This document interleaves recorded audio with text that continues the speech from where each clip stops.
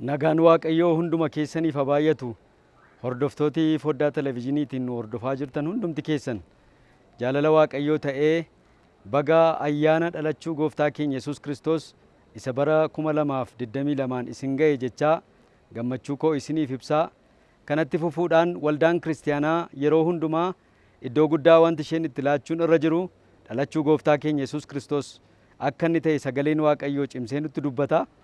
Haaluma kanaan waldaan kiristaanaa warra wangeelaa makaan Yesuus waldaan amantoota Oromoo Finfinnee waggaa waggaatti ayyaana dhalachuu gooftaa keenya Yesuus Kiristoos sababa gochuudhaan guyyaa sagaliif yeroo itti sagalee Waaqayyoo qophii garaa garaatiin ayyaaneffattu qopheeffattee jirti.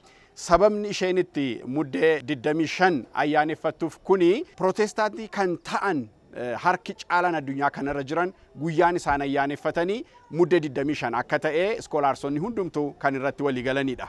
Amajjii 7 kan ayyaaneffatan waldaa ortodoksii kan ta'an akka ta'aniti irratti walii galama. Kanaatiif waldaan keenya waldaa Pirootestaantiiti sababii ta'eetiif Pirootestaantii addunyaarra jiranii wajjiniin muddee 25 ayyaana dhaloota gooftaa keenya Yesuus Kiristoos kabajatti jechaadha. Haaluma kanaan muddee 24 galgala jala bultii ayyaana dhalachuu gooftaa keenya Yesuus Kiristoos muddee 25 immoo ganama ayyaana dhalachuu gooftaa keenya Yesuus Kiristoos kan kabajnu yeroo ta'u dafinoo gaafa 26tii jalqabee hamma gaafa 30tti qophii addaa sagalee Waaqayyoo yeroo itti barannu yeroo itti kadhannu yeroo akkasii kan qabnu yeroo ta'u ayyaanota ayyaaneffannu guyyaa sagaliif ayyaaneffannu kana keessaati inni lammaffaan ayyaan simannaa waggaa haaraa 2023ti. Inni sadaffaan immoo guyyaa itti mooraa kan mataa keenyaatti galle kana kan ilaallatudha. Muddee 31 galgala qophii jala bultii ayyaana waggaa haaraa bara